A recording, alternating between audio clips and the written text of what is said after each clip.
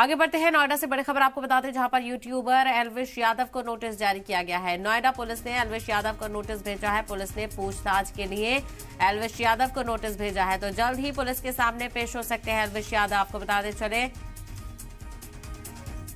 एल्विश यादव और उनके अलावा 5 लोगों के खिलाफ कई तरह के मामले दर्ज किए गए हैं, जिसमें रेव पार्टी से लेकर स्नेक का इस्तेमाल करने के स्नेक के जहर का इस्तेमाल करने की खबर सामने आई थी। इसको लेकर काफी सियासी हलचल भी देखने को मिली थी। हालांकि एल्विश यादव की तरफ से ये भी कहा गया था कि वो बेकसूर है, हर तरह से जांच में ताउन भी वो करेंगे।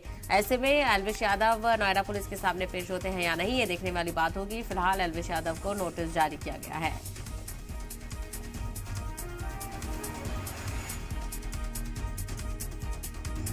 फोर्टीन में एफआईआर दर्ज जिसने को लेके क्या कुछ अपडेट अभी तक?